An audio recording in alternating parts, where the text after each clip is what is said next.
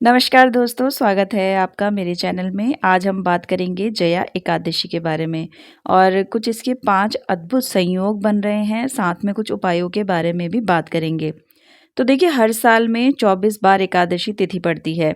हर माह के कृष्ण पक्ष और शुक्ल पक्ष की एकादशी तिथि पर विधि पूर्वक सभी सनातन धर्म के लोग व्रत रखते हैं। साथ ही जो भी हमारे रीति रिवाज है उनको पूरा करते हैं, श्री विष्णु जी की पूजा करते हैं और इस माह में ये जो माघ महीना है शुक्ल पक्ष में एकादशी मनाई जाती है। तो इस दिन भगवान विष्णु और माता लक्ष्मी जी की पूजा की जाती है और इस व्रत में कहा जाता है कि सभी मनोकामनाएं भी पूरी होती हैं। तो चलिए फिर आज इस वीडियो में इन सभी चीज़ों के बारे में जानते हैं। पूजा विधि के बारे में जानेंगे, शुभ मुहूर्त के बारे में जानेंगे और क्या-क्या करना है, इसमें क्या-क्या उपाय करने हैं, सभी कुछ हम इस वीडियो में जानेंगे। तो देखिए, ये जो दिन होता है ये भगवान विष्णु को समर्पित होता है। इस दिन किए गए उपवास, जप, तप व ध्यान विशेष महत्व होता है इन सब का। शास्त्रों में तो यहाँ तक बताया गया है कि एकादशी का व्रत करने से सांसारिक जीवन की सभी समस्याओं से मुक्ति मिलती है और व्यक्ति जन्म मृत्यु के बंधन से भी मुक्त हो जाता है और अंत में बैकुंठ धाम को प्राप्त करता है। धर्म ग्रंथों में बताया गया है कि इस पुण्यतिथि पर कुछ ऐसे कार्य हैं जिनको करना वर्जित बताया गया है और ऐसा करने से जीवन में कई तरह की परेशानियों का सामना भी हमें करना पड़ सकता है और भगवान विष्णु की नाराज़गी का भी सामना करना पड़ सकता है। तो आइए जानते हैं कि एकादशी के दिन ऐसे कौन से कार्य भूल कर भी नहीं करने चाहिए। हिंदू पंचांग के अनुसार माह माघ के शुक्ल पक्ष की एकादशी तिथि 7 फरवरी को रात 9:26 से शुरू होगी और 8 फरवरी को रात 8:15 बजे समाप्त होगी। उदया तिथि के अनुसार 8 फरवरी को जया एकादशी पड़ेगी। इस दिन रवि योग के साथ भद्रावास का भी संयोग बन रहा है। इसके अलावा 8 फरवरी की रात में शिववास योग का भी निर्माण हो रहा है। इस शुभ अवसर पर मृगशिरा और आद्रा नक्षत्र का संयोग है। इन योग में जगत के पालनहार भगवान विष्णु और माता लक्ष्मी की पूजा करने से साधक हर इच्छा अपनी पूरी कर सकते हैं। जया एकादशी के दिन करें ये काम। तो चलिए जान लेते हैं कि हमें कौन से काम करने हैं। तो जया एकादशी के दिन ब्रह्म मुहूर्त में उठना चाहिए। इसके बाद घर की साफ सफाई करनी चाहिए। इसके बाद गंगा जल पानी में डालकर स्नान करें और स्नान के बाद सूर्य देव को जल अर्पित करना चाहिए और पंचोपचार कर विधि विधान से भगवान विष्णु और माता लक्ष्मी जी की पूजा करनी चाहिए। पूजा करते समय भगवान विष्णु को पीले रंग के फल, फूल, मिठाई आदि चीज़ें अर्पित करें। इस समय विष्णु चालीसा और विष्णु श्रोत का भी पाठ करें। शाम में आरती अर्चना करने के बाद फलाहार करें। रात में भगवान विष्णु के निमित्त भजन कीर्तन करें। अगले दिन पूजा पाठ के बाद व्रत खोलें। एकादशी के दिन रात में सोना नहीं चाहिए। यह तिथि बहुत ही पुण्यदायी होती है। इस तिथि के दिन पूरी रात भगवान विष्णु के जो गाने हैं, भजन हैं, वो गाने चाहिए। मंत्र या आरती करनी चाहिए। भगवान विष्णु की प्रतिमा या फिर तस्वीर के सामने बैठकर पूरी रात जागरण करना चाहिए। ऐसा करने से भगवान विष्णु की कृपा प्राप्त होती है और उनके आशीर्वाद से जीवन में उन्नति के योग भी बनते हैं। अब बात कर लेते हैं एकादशी के दिन भूलकर भी जो मेन चीज़ है चावल होते हैं, चावल नहीं खाने चाहिए। चाहे आप उपवास पे ना हो तब भी। धार्मिक कथाओं के अनुसार एकादशी तिथि के दिन चावल खाने वाला व्यक्ति अगले जन्म में रेंगने वाली जो कीड़े होते हैं उनकी जन्म योनि लेता है। हालांकि अगर आप द्वादशी तिथि को चावल खाते हैं तो आपको इस योनि से मुक्ति भी मिल जाती है। एकादशी के दिन दातून या मंजन करना वर्जित बताया गया है। इसके साथ ही इस दिन क्रोध करना, झूठ बोलना, चुगली करना और दूसरों की बुराई करना, ऐसी चीज़ों से भी बचना चाहिए। ऐसा करने से न केवल परिवार बल्कि पूरे समाज में सम्मान नहीं मिलता और आप पाप के भागी भी बनते हैं। इन सब कार्यों के करने से अच्छा है कि इस दिन भगवान विष्णु का ही भजन कर लें। एकादशी तिथि के दिन कुछ ऐसी चीज़ें हैं जिनको खाने से हमें बचना चाहिए, जैसे कि मसूर दाल, चना दाल, उड़द दाल, गोभी, गाजर, सलगम, पालक का साग आदि का सेवन नहीं करना चाहिए। साथ ही इस दिन शारीरिक व मानसिक तौर से किए जाने वाले जो बुरे कर्म हों, उनसे हमें बचना चाहिए। शास्त्रों में एकादशी तिथि को मोक्षदायिनी तिथि कहा गया है, इसीलिए एकादशी तिथि के दिन इन कार्यों को करने से हमें ज़रूर बचना चाहिए। एकादशी दिन के दिन पान खाना, चोरी करना, हिंसा करना, क्रोध करना, मैथुन करना, स्त्री संग, कपट आदि चीज़ों से हमें बचना चाहिए। वहीं अगर आपसे कोई गलती हो जाए तो उसके लिए माफ़ी ज़रूर मांगनी चाहिए। साथ ही इनको आदत बना लेनी चाहिए जो आपके लिए बेहद फ़ायदेमंद साबित होगी। शारीरिक और मानसिक तौर पर अगर आप किसी को नुकसान पहुंचाते हैं तो ये बहुत ही गलत है। ऐसा करने से कई तरह की परेशानियों का सामना भी आपको करना पड़ सकता है। अब जो काम करने ज़रूरी हैं और करना ही चाहिए इस दिन, उनके बारे में बात कर लेते हैं। तो भगवान विष्णु को तुलसी अति प्रिय है। तो ऐसे में एकादशी के दिन भगवान विष्णु के भोग में तुलसी दल ज़रूर शामिल करना चाहिए। तभी उनका भोग पूजा में माना जाता है। इससे साधक के जीवन में आ रहे कष्ट धीरे-धीरे दूर होने लग जाते हैं। तो अब बात कर लेते हैं कि पूजा किस तरह से करनी चाहिए। तो एकादशी के दिन तुलसी पूजा करना बहुत ही शुभ माना जाता है। इस दिन तुलसी के पास घी का दीपक ज़रूर जलाना चाहिए। इसके बाद तुलसी माता को लाल चुनरी, सिंदूर, रोली और नवेद आदि अर्पित करें और 11 या फिर 21 बार तुलसी की परिक्रमा करें। साथ ही इस दिन माता लक्ष्मी की कृपा के लिए तुलसी में लाल रंग का कलावा भी ज़रूर बांधना चाहिए।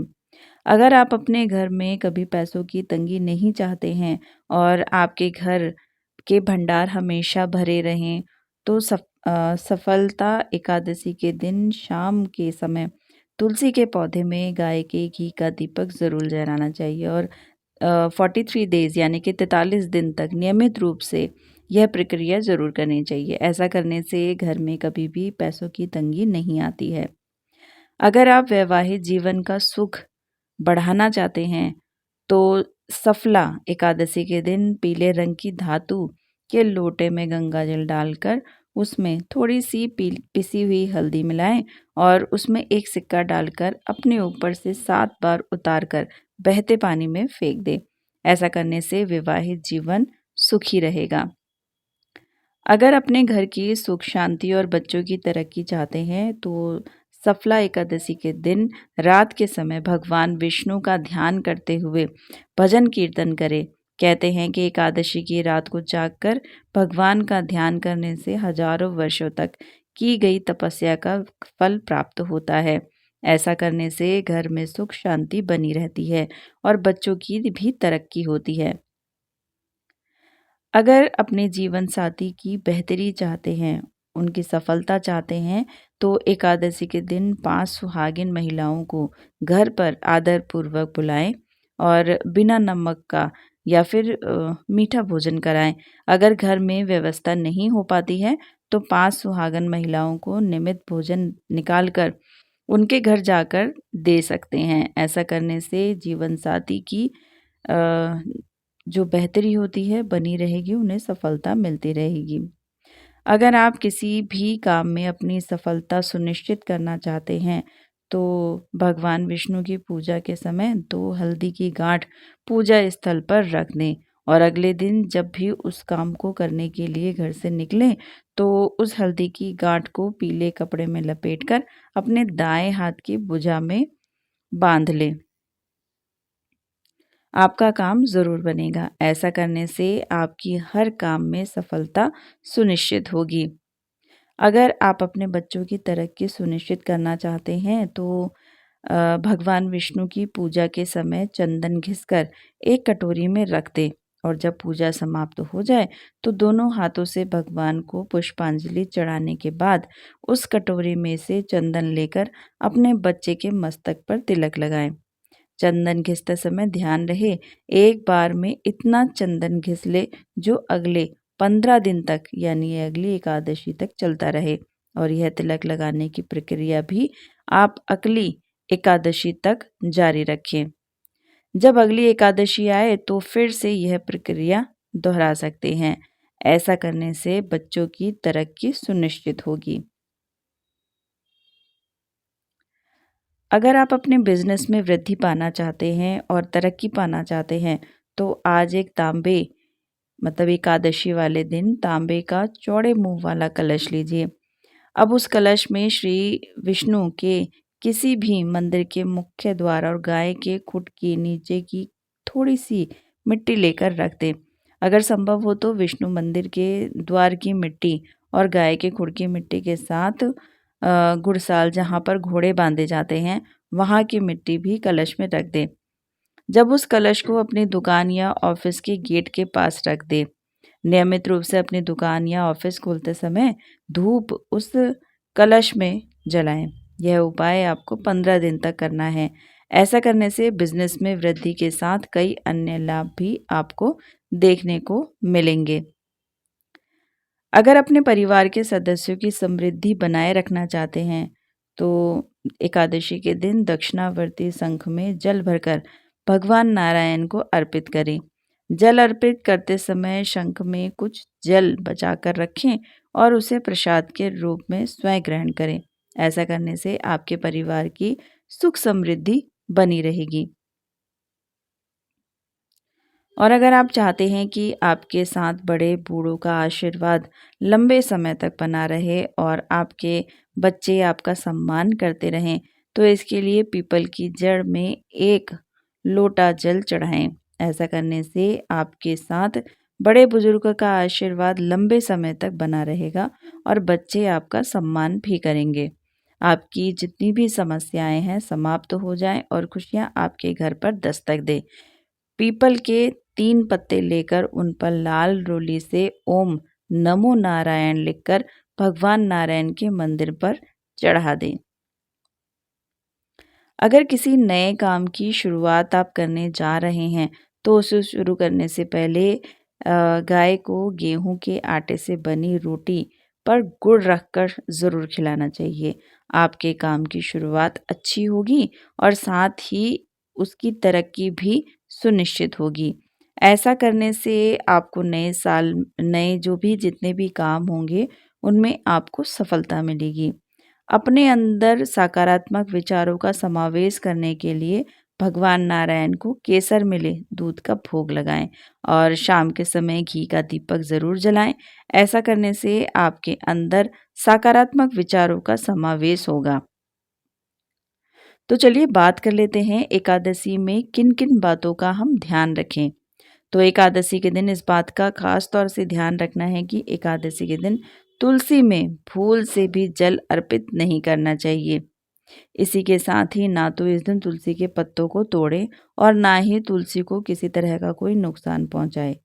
इन बातों का ध्यान रखने से साधक को जीवन में शुभ परिणाम देखने को मिलते हैं। तुलसी जी का मंत्र होता है जो कि एकादशी के दिन तुलसी के दौरान तुलसी जी के मंत्रों का जप करना भी ज़रूरी है। तो ऐसा करने से साधक को तुलसी माता के साथ साथ भगवान विष्णु की भी कृपा प्राप्त होती है। महाजननी सर्व सौभाग्यवर्धिनी आदि व्याधि हरा नित्य तुलसी त्वम नमस्तुते।